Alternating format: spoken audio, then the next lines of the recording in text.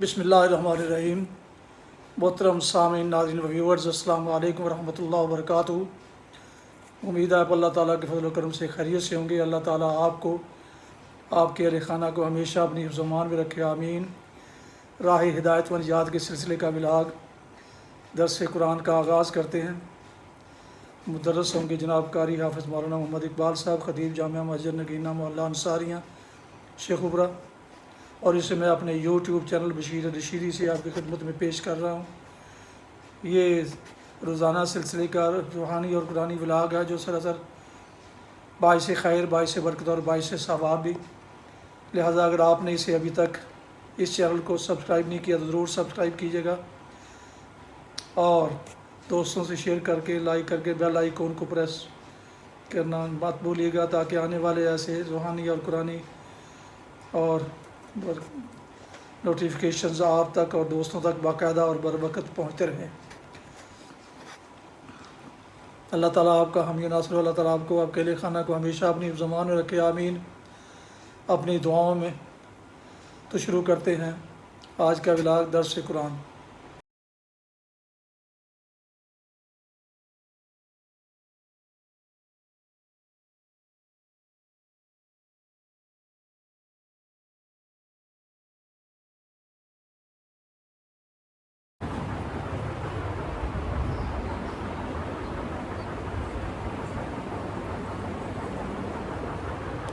الحمدللہ وکفی والصلاة والسلام علی من لا نبی بعد، اما بعد فاعوذ باللہ من الشیطان الرجیم، بسم اللہ الرحمن الرحیم، فذرنی ومن یکذب بہذا الحدیث سنستدرجهم من حيث لا يعلمون وأملي لهم إن كيدي متين أم تسألهم أجرا فهم من مغرم مثقلون أم عندهم الغيب فهم يكتبون فاصبر لحكم ربك ولا تكن كصاحب الحوت إذ نادى وهو مكظوم لولا أن تداركه نعمة من ربه لنبذ بالعراء وهو مذموم فاجتباه ربه فجعله من الصالحين وَإِنْ يَكَادُ الَّذِينَ كَفَرُوا لَيُزْلِقُونَكَ بِأَبْصَارِهِمْ لَمَّا سَمِعُوا الذِّكْرَ وَيَقُولُونَ إِنَّهُ لَمَجْنُونٌ وَمَا هُوَ إِلَّا ذِكْرٌ لِلْعَالَمِينَ صدق اللہ العظیم۔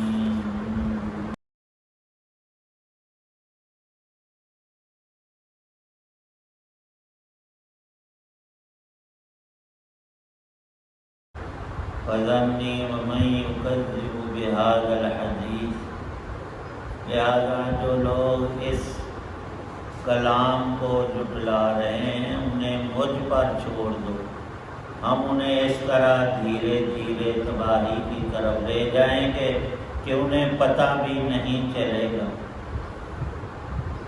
اور میں انہیں ڈھیل دے رہا ہوں۔ یقین رکھو میری تدبیر بڑی مضبوط ہے۔ کیا تم ان سے کوئی اجرت مانگ رہے ہو کہ وہ تاوان کے بوجھ سے دبے جا رہے ہیں، یا ان کے پاس غیب کا علم ہے جسے وہ لکھ رہے ہو؟ غرض تم اپنے رب کا حکم آنے تک صبر کیے جاؤ، اور مچھلی والے کی طرح مت ہو جانا جب انہوں نے غم سے گھٹ گھٹ کر ہمیں پکارا تھا۔ اگر ان کے رب کے بدل نے انہیں سنبھال نہ لیا ہوتا تو انہیں بری حالت کے ساتھ اسی کھلے میدان میں پھینک دیا جاتا، پھر ان کے رب نے انہیں منتخب فرما لیا اور انہیں صالحین میں شامل کر دیا۔ جن لوگوں نے کفر اپنا لیا ہے، جب وہ نصیحت کی یہ بات سنتے ہیں تو ایسا لگتا ہے کہ یہ اپنی تیز تیز آنکھوں سے تمہیں ڈگمگا دیں گے، اور وہ کہتے ہیں کہ یہ شخص تو دیوانہ ہے، نعوذ باللہ من ذالک۔ حالانکہ یہ تو دنیا جہان کے لوگوں کے لیے ایک نصیحت ہی نصیحت ہے۔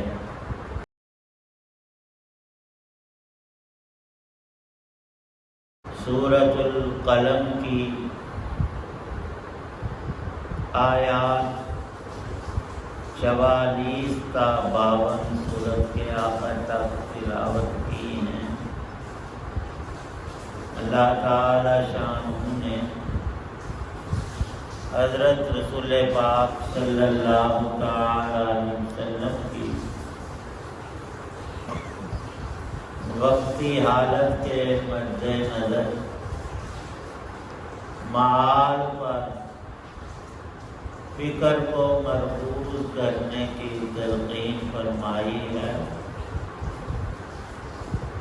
اللہ کے سچے پیغمبروں اور ان کے نائبین جو داعی الی الحق ہوتے ہیں، وہ کبھی بھی اس دعوت الی اللہ، ایمان اور عمل صالح کی دعوت پر عوض کوئی ٹیکس، کوئی اجرت، کوئی معاوضہ ہرگز نہیں لیتے۔ اعلان یہ کرتے ہیں کہ ان اجریہ الا علی اللہ، ہم نے یہ کام کرنا ہے دن رات بھرپور پوری زندگی، لیکن لوگوں تم سے کچھ لین دین، معاملہ دنیا کا اور مال کا اور ان چیزوں کا ہرگز نہیں ہے۔ ہمارا اجر اللہ کی ذات نے دینا ہے اور تم دے بھی نہیں سکتے۔ میرے ایمان کی قیمت، انسان کی جان کی قیمت یہ قرآن میں فرمائی ہے اللہ پاک نے کہ ناحق کسی بھی انسان کو مت قتل کرنا، اور فرمایا نبی پاک صلی اللہ علیہ وسلم نے جہاں ایسا مشورہ ہو رہا ہو اس میں شامل نہ ہونا، اور اگر تمہیں پتہ چل گیا ہے کہ فلاں نے بات ٹھہرا لی فلاں شخص کو قتل کرنے کی، تو اسے اس سازش کی اطلاع کرو کہ وہ اپنا بچاؤ کرے۔ نہ حق اور حق کی قید قرآن پاک کے اندر آئی ہے۔ حق پر قتل صرف 3 طرح کا ارشاد فرمایا ہے۔ ایک شخص نے دوسرے کو جان سے مار ڈالا، یہ ناحق قتل ہے۔ قاتل پر اللہ کے ہاں اتنا بڑا جرم عائد ہوا، اللہ پاک فرماتے ہیں اس ظالم نے یوں سمجھو کہ سارے انسانوں کو ذبح کر دیا، ایک بھی چھوڑا نہیں۔ کیوں؟ اس نے یہ رسم جاری کی ہے، اس نے قتل نہ حق کیا ہے، دوسرا بھی کرے گا، تیسرا بھی، اور جن کا مارا گیا ان کا ہاتھ پڑے گا وہ تو 2-4 مٹا دیں۔ ابھی 2-3 دن پہلے ہمارے گاؤں میں ایسا ہوا کہ 4 مرلے جگہ ہے، اس پہ لڑائی جھگڑا ہوا، اور ایک پارٹی نے جا کر انہیں دھمکانے کے لیے ویسے پسٹل سیدھا کیا اور وہ چلا گیا اور بندہ مر گیا۔ پھر وہ مقدمہ سب کچھ ہوتا آتا رہا، اور پھر یہ تازہ لڑائی دوبارہ، بیس وہی 4 مرلے۔ تو جن کا مرا تھا انہوں نے ایک کو تو وہیں نمٹا دیا اور 2-4 زخمی وہ ہسپتال میں پڑے۔ اب زمین وہیں کی وہیں ہے، اللہ کی نصیحت ہم نے مانی نہیں، نبی پاک صلی اللہ علیہ وسلم کے فرمان کی طرف توجہ دی نہیں، ہے تو بہت بڑا گناہ ہے۔ صرف ایک صورت ہے کہ حکومت قاتل کو جس نے نہ حق قتل کیا ہے پکڑ کر قصاص میں قتل کرے، اگر ایسا نہیں کرتا حاکم وقت تو وہ جرم میں برابر کا شریک ہے، اسے بھی سزا ہوگی۔ یہ حاکمیت ہم تو سمجھتے نا مزے کی چیزیں، لوٹنے کی اور پیسے اکٹھے کرنے کی اور عزت بڑی ہوتی ہے۔ جب پوچھ ہوگی قیامت کے روز، فرمایا نبی پاک صلی اللہ علیہ وسلم نے ہر حاکم کے ہاتھ بندھے ہوئے ہوں گے، ہتھکڑیاں لگی ہوں گی، اسے توق ڈال کر لایا جائے گا، کھلے گا تب جب اس نے انصاف کیا ہو، ورنہ ایسے ہی جکڑا ہوا دوزخ کے اندر ڈالا۔ ہر ایک فرمایا چھوٹے سے بڑے تک جو انصاف کر سکتا تھا اس نے کیا نہیں، مظلوم کو حق دلا سکتا تھا لیکن پرواہ کوئی نہیں۔ ہمارے بڑے آفیسر ہیں، ان کے سامنے 5 لاشیں پڑی ہوتی ہیں، ان کو وہ ٹس سے مس نہیں ہوتے، اپنی رنگ رلیوں۔ دوسرا ارشاد فرمایا کہ شادی شدہ زانی مسلمان مرد ہے یا عورت ہے اور اس کا زنا عدالت میں ثابت ہو گیا تو ان ظالموں کے لیے سنسار کر کے ان کو مارنا یہ اللہ کا حکم ہے۔ پتھر مار کر سنسار کر کے، زانی شک کی بنا پر نہیں، جب عدالتی طور پر یہ جرم ثابت ہو گیا پھر۔ تیسرا ارشاد فرمایا نبی پاک صلی اللہ علیہ وسلم نے کہ مسلمان تھا مرتد ہو گیا، اس نے کیا کیا ہے؟ اللہ کی، اللہ کے سچے رسولوں کی، سب مسلمانوں کی، اللہ کی کتابوں کی، قرآن پاک کی اس نے توہین کی ہے۔ وہ دنیا میں اعلان کرتا ہے کہ یہ سارا غلط تھا جہاں میں تھا، اب مرتد ہو کر کسی اور مذہب میں باطل میں چلا گیا، فرمایا کہ اس کو چھوڑنا نہیں، 3 دن مہلت دو، کوئی شک شبہ ہے تو اس کا دور کیا جائے، 3 دن کے اندر وہ تائب ہو جائے، دوبارہ کلمہ پڑھ لے تو ٹھیک ہے، ورنہ حکومت کا فرض ہے، مرد ہے تو اس کا تلوار سے سر اتار دو، یہ مرتد کی سزا ہے۔ بس یہ 3۔ اور اگر عورت ہے تو اس کے لیے ہم سے دائم اس کو قتل نہیں کرنا، اس کو صرف جیل میں رکھنا جب تک توبہ نہیں کرتی، مرتدہ کا حکم۔ یہ 3 اشخاص ہیں جن کی اللہ نے اجازت دی قاتل کو مقتول کے عوض میں قصاصاً قتل کرنا، اور دوسرا شادی شدہ زانی مرد ہے یا عورت اور یہ جرم عظیم ثابت ہو گیا گواہوں کے ذریعے سے پکے طور پر، اور ایسا عام طور پر ہوتا نہیں، کبھی سال 2 5 سالوں میں کوئی ایک آدھ کسی، تو سمجھتے ہیں شریف سزائیں شروع ہوگی تو سارے ٹنڈے ہو جائیں گے، سب کی گردنیں مار دی، نہیں، ایک کو تنبیہ ہو جائے تو سب لوگوں کے کان کھڑے ہو جاتے ہیں، پھر قتل پر اقدام کوئی نہیں کرے گا کہ میں نے کسی کو مارا تو میں بھی نہیں رہوں گا، مجھے بھی پکڑ کر قصاص کر۔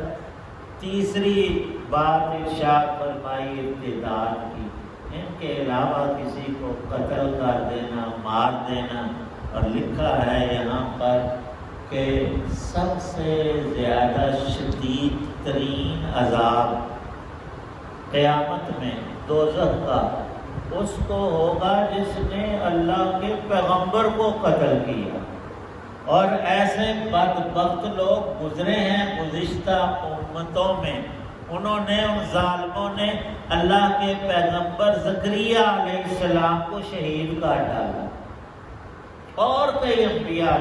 فرمایا نبی پاک صلی اللہ علیہ وسلم نے کہ نبی سے بڑھ کر معصوم، بے گناہ، عفیف، پاک دامن، نیک تر روئے زمین پر کوئی نہیں ہوتا۔ اللہ کے نبی تو پاک ہوتے ہیں، ان پاک ہستیوں کو ناحق مار ڈالنا اللہ کے ہاں سب سے بڑا جرم ہے۔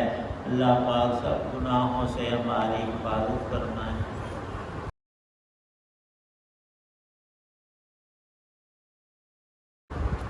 الحمدللہ رب العالمین والصلاة والسلام علی رسولہ النبی الکریم اللہم صلی علی سیدنا محمد وآلہ بقدر اسمہ وجمع اللہم احسن عاقبتنا فی الامور کلها واجرنا من خزي الدنيا وعذاب الآخرة اللهم اشف مرضانا ومرضى المسلمين والمسلمات ربنا آتنا من لدنك رحمة وهيئ لنا من أمرنا رشدا ربنا اغفر لي ولوالدي وللمؤمنين يوم يقوم الحساب اللهم أجرنا من النار ربنا تقبل منا إنك أنت السميع العليم وتب علينا إنك أنت التواب الرحيم صلی اللہ تعالی علی خیر خلقہ محمد وعلی آلہ وصحابہ وبیتہ اجمعین۔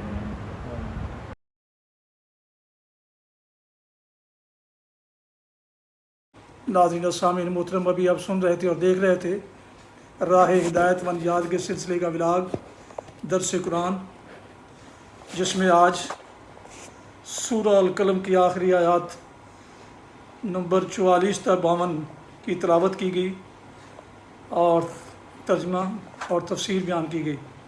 مدرس تھے جناب مولانا محمد اقبال صاحب، اور اسے میں نے اپنے یوٹیوب چینل بشیر رشیدی سے آپ کی خدمت میں پیش کیا اللہ تعالیٰ کی رضا کے لیے۔ اللہ تعالیٰ میری یہ کاوش قبول فرمائے۔ اپنا بہت خیال رکھیے گا، اپنی دعاؤں میں پاک وطن، والدین و آباء و اجداد، اعزاء اقارب کے علاوہ اس ناچیز کو بھی ان میں شامل فرمائیں تو انتہائی شکر گزار ہوں گا۔ آج کا ولاگ اس دعا پر ختم کرتا ہوں کہ آپ اور آپ کے اہل خانہ جہاں بھی رہیں خوش رہیں، آباد رہیں اور شاد باد رہیں، آمین۔ السلام علیکم ورحمۃ اللہ وبرکاتہ۔ پاکستان زندہ باد۔ اللہ حافظ۔